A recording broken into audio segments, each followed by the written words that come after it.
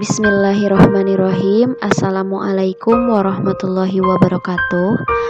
Alhamdulillah, pada kesempatan kali ini insya Allah kita akan membahas waris dan wasiat pada mata pelajaran pendidikan agama Islam. Untuk slide yang pertama, kita akan mempelajari dulu atau mengetahui dulu apa itu mawaris. Seperti dalam slide yang tertera di layar, dalam ilmu fikih mawaris disebut juga dengan ilmu faraid, yaitu ilmu yang membicarakan tentang pembagian harta peninggalan seorang muslim yang meninggal. Harta yang ditinggalkan itu setelah dikurangi keperluan biaya yang meninggal disebut harta waris. Orang yang berhak mendapat warisan disebut ahli waris. Cukup jelas ya. Jadi mawaris itu adalah ilmu yang membicarakan tentang pembagian harta peninggalan seorang muslim yang meninggal. Jadi kalau muslimnya belum meninggal itu bukan warisan, tapi hibah atau harta pemberian. Nah, hartanya itu disebut tirkah. Ya, harta warisan itu disebut tirkah. Kemudian orang yang berhak menerima warisan itu disebut ahli waris. Kemudian sebelum harta waris dibagi kepada yang berhak yang disebut tadi ahli waris atau harta peninggalan itu harus memperhatikan 5 aspek ini. Jadi harta warisan itu harus zakat dulu bila harta yang ditinggalkan mencapai nisab. Kemudian yang kedua itu biaya pengurusan jenazah. Jadi sudah biaya pengurusan jenazah sudah. Kemudian ketiga urusan utang piutang. Jadi kalau misalkan si jenazah itu punya hutang harus dibayarkan dulu. Kemudian apabila orang yang meninggal itu punya wasiat, yang keempat itu harus ditunaikan dulu wasiatnya. Tapi ingat ya, di sini wasiat itu ada 3 ketentuan. Yang pertama, ketentuannya itu tidak boleh melebihi dari 1/3. Jadi hartanya itu tidak boleh melebihi 1/3. Jadi itu bisa dimusyawarahkan. Yang penting wasiatnya itu harus tertunaikan. Kemudian yang kedua, dari syarat dari wasiat itu tidak boleh berwasiat kepada ahli waris kecuali ahli waris yang lain ridho. Jadi kalau ahli waris itu tidak ada tidak bisa menerima wasiat. Misalkan Pak Ahmad mewasiatkan meninggalkan harta misalkan 10 juta. Nah, wasiatnya 50 juta itu diberikan kepada anaknya yang nomor 1. Misalkan Pak Ahmad punya anak 3. Nah, itu tidak bisa karena anak itu termasuk anak itu termasuk ahli waris gitu. Tapi beda lagi kalau misalkan anak-anak yang lainnya ridho atau pihak-pihak ahli warisnya itu ridho, itu beda lagi ceritanya. Tapi tidak boleh berwasiat kepada ahli waris. Kemudian yang ketiga itu tidak untuk maksiat. Misalkan untuk berpesta, untuk hal-hal yang ujungnya itu kemadorotan si mayit itu tidak boleh. Jadi harus dipakai untuk kemaslahatan. Kemudian yang kelima, nazar bila ada. Jadi kalau misalkan si jenazah itu punya nazar atau punya janji, itu harus ditunaikan dulu. Timbul pertanyaan, berapa ya jumlah ahli waris dari pihak laki-laki dan perempuan? Karena kan kalau warisan itu pasti ada ahli waris. Nah, kita juga harus mengetahui siapa saja sih ahli waris itu. Nah, di sini dalam ketentuannya semua ahli waris dari pihak perempuan dan laki-laki itu ada 25 orang. Ya, dari pihak laki-laki itu ada 15 dan dari pihak perempuan itu ada 10. Nah, dari pihak laki-laki itu ada 15 orang. Itu ada anak laki-laki, cucu laki-laki dari anak laki-laki, bapak, kakek dari bapak, saudara laki-laki sekandung, saudara laki-laki sebapak, saudara laki-laki seibu, anak laki-laki dari saudara laki-laki kandung, anak laki-laki saudara laki-laki sebapak, paman yang sekandung dengan bapak, paman yang sebapak dengan bapak, anak laki-laki paman yang sekandung dengan bapak, anak laki-laki paman yang sebapak dengan bapak, kemudian suami dan laki-laki yang memerdekakan. Jadi ini adalah 15 pihak ahli waris dari laki-laki. Namun ya, jika dari ke-15 pihak ahli waris laki-laki itu ada semua, yang diambil itu hanya 3 ya, yang berhak jadi ahli waris itu hanya 3, yaitu anak laki-laki, bapak dan suami. Itu dari pihak laki-laki. Jadi dari ke-15 itu, kalau 15-nya itu ada semuanya, berarti yang keambil itu anak laki-laki, bapak dan suami, karena bawah selain itu terhijab atau terhalang oleh pihak-pihak di atasnya. Tadi kita sudah menjelaskan siapa di pihak laki-laki itu ada 15, dan sekarang pihak perempuan itu ada 10. Pihak perempuan ada 10, diantaranya anak perempuan, cucu perempuan dari anak laki-laki, ibu, nenek dari pihak bapak, nenek dari pihak ibu, saudara perempuan sekandung, saudara perempuan sebapak, saudara perempuan seibu, istri dan perempuan yang memerdekakan.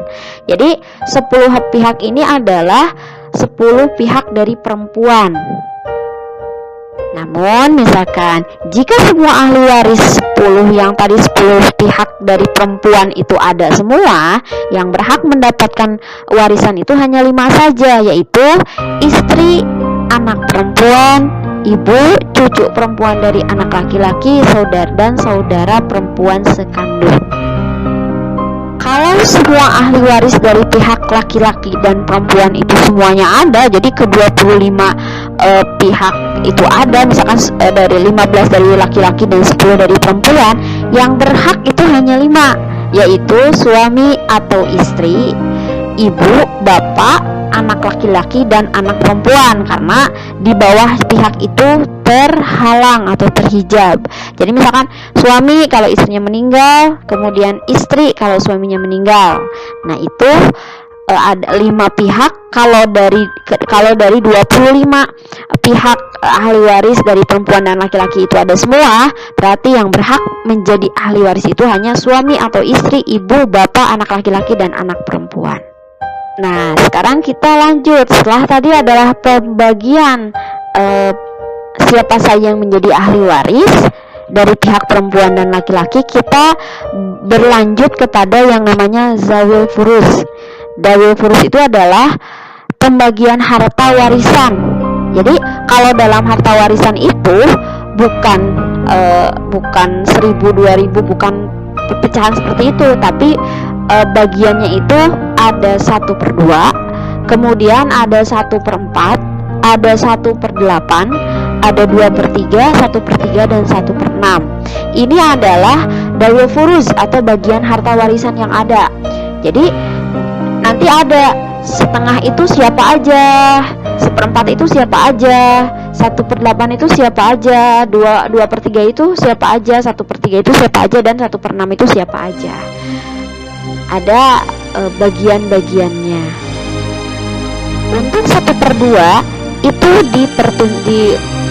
ditujukan kepada anak perempuan tunggal. Jadi misalkan kalau orang tua, kalau misalkan ada suami dan istri, ada suami istri, istrinya meninggal misalkan dengan suami, nah punya anak itu cuman anaknya itu perempuan satu-satunya, itu berhak menerima setengah. Tapi kalau beda ceritanya, kalau misalkan memiliki anak perempuan dan laki-laki, perempuannya tidak di setengah ya.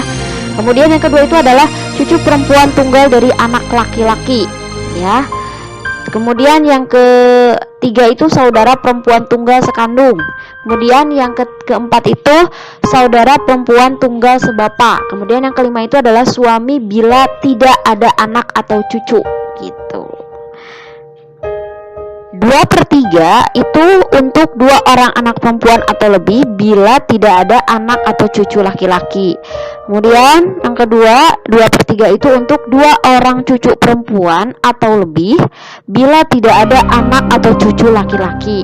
Kemudian yang ketiga 2 orang atau lebih saudara perempuan sekandung. Dan yang keempat 2 orang atau lebih saudara perempuan sebapak.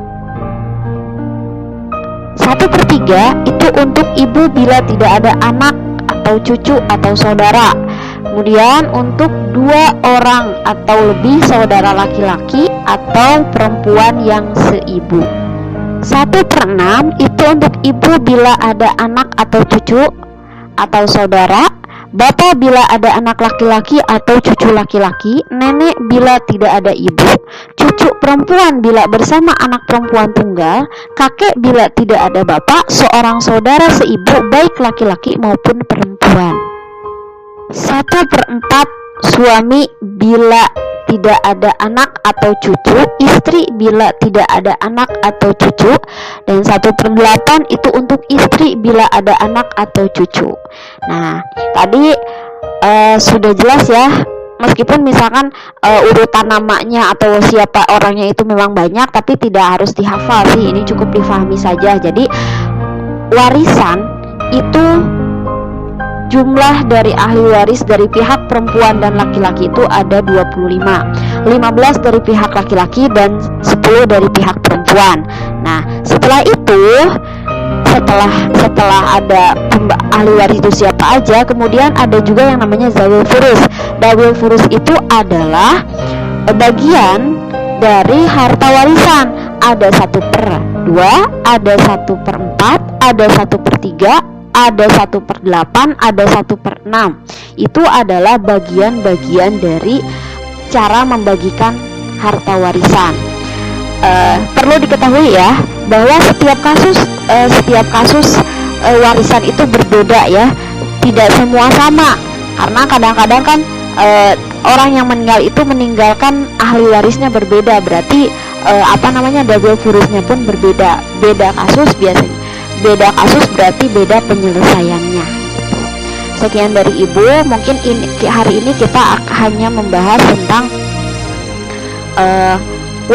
memahami tentang warisan, pengertiannya, kemudian siapa sih ahli waris, kemudian hal apa saja sih yang harus dilakukan sebelum harta itu dibagikan, dan yang terakhir itu adalah dawil furus. Nanti kita minggu depan akan mencoba belajar untuk cara menghitung warisan. Terima kasih. Cukup sekian, semoga bermanfaat, ditelaah dengan baik. Wassalamualaikum warahmatullahi wabarakatuh.